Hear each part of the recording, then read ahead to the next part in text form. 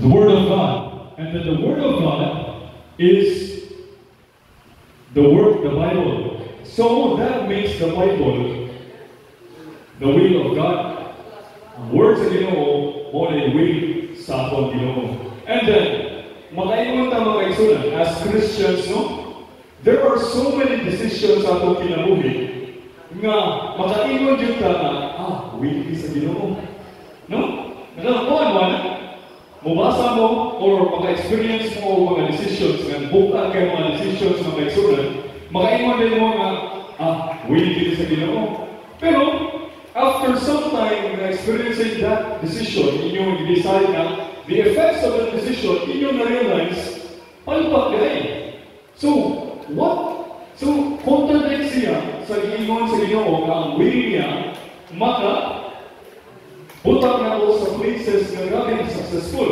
So, that means, na katong i-decide mo, dili ko siya will sa Ginoo dahil. So, ang atong lesson, mga kaigsunan, atong magtugtog diha nga ang will sa Ginoo, which is the Bible, dili ma-influence sa atong kaugalingong opinions.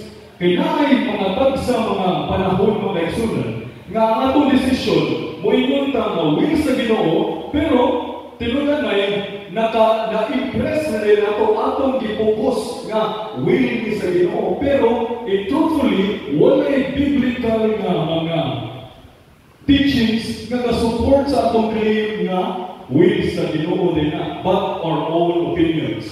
So, mga kaigsunan, wisdom is the will of God. And how do we get wisdom, mga kaigsunan? And how will we be able to determine na will yun sa Ginoo? Nangingon ang usa ka preacher ko, mga kaigsunan, na grabe ka-influential sa Amerika, di ko kanundog sa name. Anak siya mga kaigsunan, we will be able to determine the will of God just usa ka hinungdan or usa ka requirement aron ma-determine nato ang will sa Ginoo and nothing else. The Holy Spirit. Dili reason nga mubasa ka mga kaigsunan sa Biblia unya atong i-impress ang atong kaugalingong opinions. Ara diha, no, mga kaigsunan, kay wa tagahampo sa Holy Spirit. So, ang giingon sa Bible, mga kaigsunan, if we read the Bible, we should really ask sincerely for the Holy Spirit. Kaya ang Holy Spirit, mauna siya ang maka-open sa atong hunahuna o kasing-kasing nga dili yun ta ma-stray away sa tinuod nga meaning sa Biblia. There are a lot of people, mga kaigsunan, nga grabe ka bright.